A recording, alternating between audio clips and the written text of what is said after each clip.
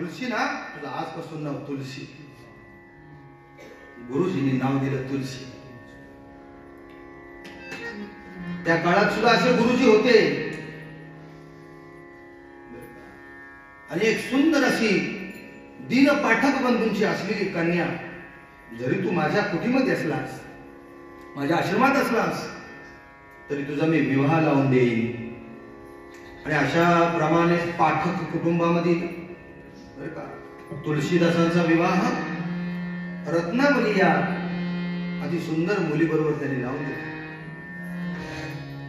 आणि विवाह झाल्यानंतर एका बाजूनं गुरूंनी दिलेला राम मंत्र, आणि त्या राम मंत्राबरोबर गुरूंनी दाखवलेलं प्रभू रामरायाचं दर्शन. आत राम बाहेर राम, असा हा राम राम राम राम तुलसी. परंतु लग्न झाल्याबरोबर तो राम मुखात आहे, मुखात राम आहे, परंतु हृदयात मात्र राम विसरला. आणि हृदयात काय आली? रत्नावली आली. रत्नावली माहेरी निघाली म्हटलं की हा तुलसी तोंडात राम आहे, पण असं हडबडून जायचं. पूर्वीची पद्धत होती. आता मकर संक्रांत येणार आहे, निघाली बाई आपल्या माहेराला. पूर्वी पद्धत होती. पाडवा आला, निघाली बाई आपल्या माहेराला. अजून काय आलं? दिवाळी आली, गणेशोत्सव आला, रक्षाबंधन आलं, निघाली बाई आपल्या माहेराला. अशी पूर्वीच्या काळी पद्धत होती. ती आपली रत्नावली. पण हा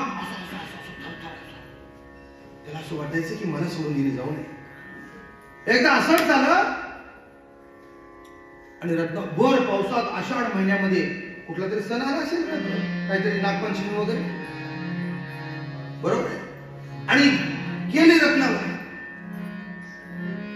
माहेरी गेल्यानंतर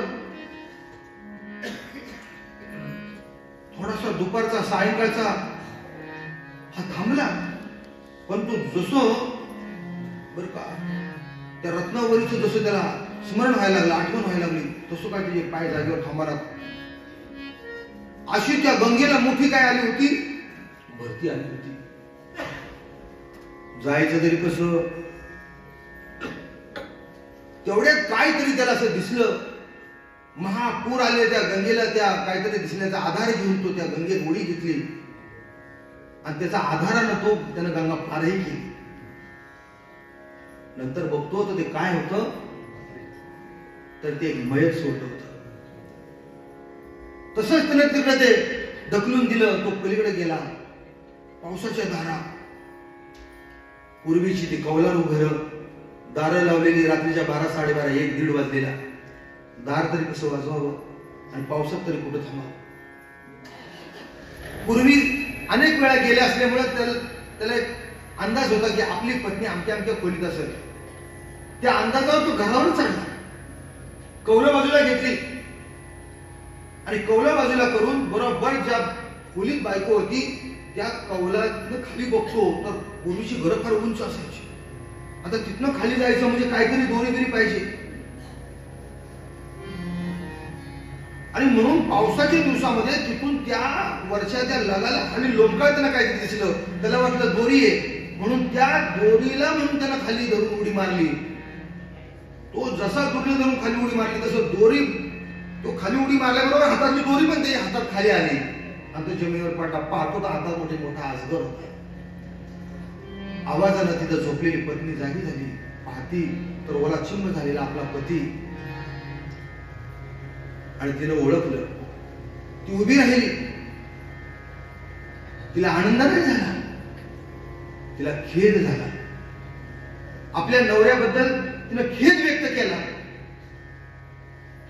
लाजन लागत आपको, लाजन लागत आपको, दौरे आयहू साथ. धिक धिक ऐसे प्रेम को कहा कहूं मैना. असल्या पतीच्या प्रेमाचा मी धिक्कार करते.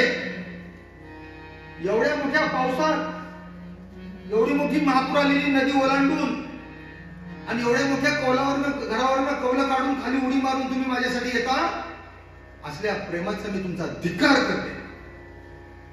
डोळ्यातनं अश्रू आले आणि तिला आठवलं की याच माझ्या पतीला तिच्या गुरुनं जो मंत्र दिला त्या मंत्राचा विसर पडला होता. आणि सतत आठवत काय होता, सतत त्याला आठवण कशाची होती, अस्ति चरममय देह मम, माझ्या देहाची आठवण एवढी, या देहामध्ये आहे काय, अस्ति हाड, चरममय देह हा चमडी असलेला माझा त्वचा असलेला देह, तामय जैसी प्रीती, या हाड आणि चामडी असलेल्या देहाची एवढी प्रीती करता,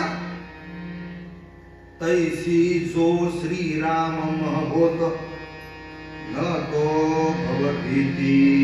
सियावर रामचंद्र की जय, पवन सुत हनुमान की जय.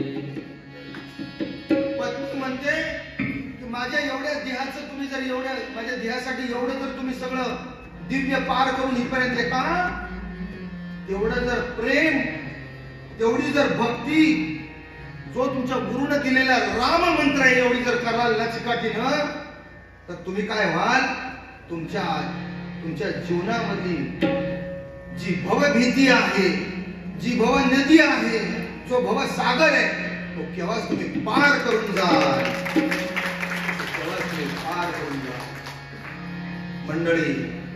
आणि असं म्हटल्या बरोबर तुलसी जागा झाला.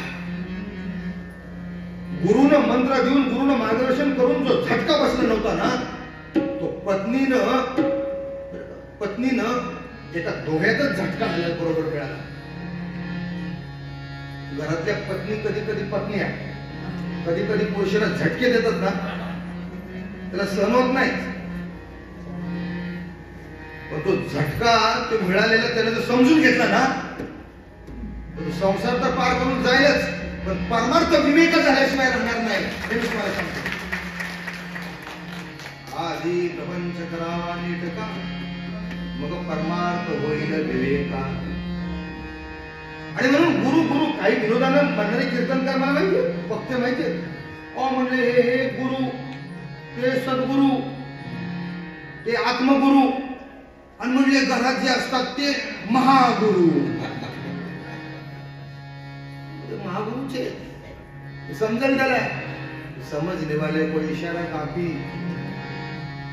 पण जे असे समजतात पायातली वाण पायच बरी, अरे बरी की, पण ती वाण म्हणून चाललायस. सियावर रामचंद्र की जय, पवन सुत हनुमान की जय. झटका बसला ना, माणूस परत तिथं हात लावत नाही. तिकडं पिन घालतो, तिकडं काय फिरवतो, स्क्रूड्रायव्हर फिरवतो, तिकडं आमक करतो, आणि चुकून झटका लागला परत तो म्हणतो बाबा राम राम दादा राम.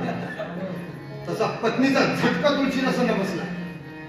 आणि काय म्हणतात तुळशीदास, तिथंच कटे एक रघुनाथ संग, बाधी जटा सिरखी, हम तो चाखा प्रेम रस पत्नी के उपदेश. सियावर रामचंद्र की जय, पवन सुत हनुमान की जय. सियावर रामचंद्र की जय, पवन सुत हनुमान की जय.